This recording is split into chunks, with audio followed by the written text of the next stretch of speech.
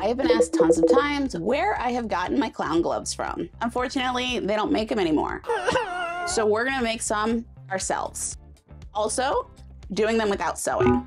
The original ones are felt with no stretch. I wanted something softer this time, and I also hope that maybe this new material might age a little better over time. Another issue I had is they're just too big, and trying to carry the popcorn bazooka around with them was a bit of a pain in the butt. So the new pair, I'm gonna make a more fitted version. Now, really, the glove shape is up to you. If you like the look of the original ones I had, you're really just gonna make a giant lunch lady glove, just super sized. I want a more fitted version, so I'm going to make it based off of my hand shape. I'm gonna hold my hands how I like to wear them in the gloves. I tend to favor my pinky being right next to my ring finger. That's just what I find comfortable. I'm gonna round out the top just to give it a little more of a shape. Now that's the glove size, but we're gonna need to extend it all the way around to have an edge to either glue or sew. Or else if we end up just going right in with this, it's gonna end up way too small to even get my hand in. It's worth noting that the wrist area is really small. Since the fabric I chose does have a good amount of stretch, I didn't have to worry about this part, but you do want to make sure if your fabric doesn't have that much stretch, just put a little more of a width on that, or else you're not going to be able to get your hand through that area of the glove. Also, whichever fabric you choose, you want to test to see which side is the stretchiest, and that's going to be the side you're going to want for the wrist opening. You can see how much stretchier it is on this side versus the other. For the glue edge, you want to try to keep it as even as possible.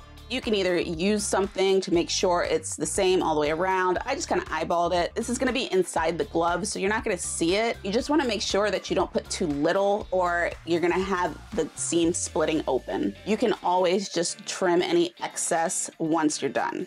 Now, I glued the first one down, and I realized I probably should have lengthened that area between my fingers.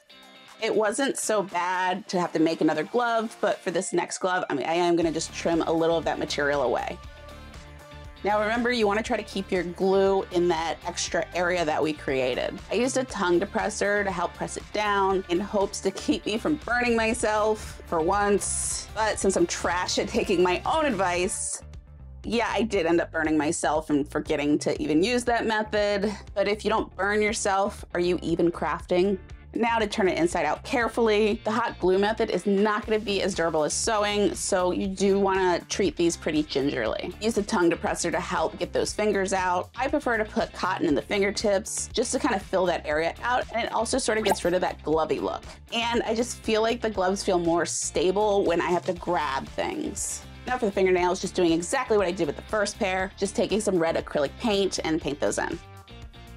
Now I got a new pair of gloves for my future clown looks. And if you want an easy way to make a cool clown prop, be sure to click the next video and see how you can turn popcorn buckets into Jumbo's mallet.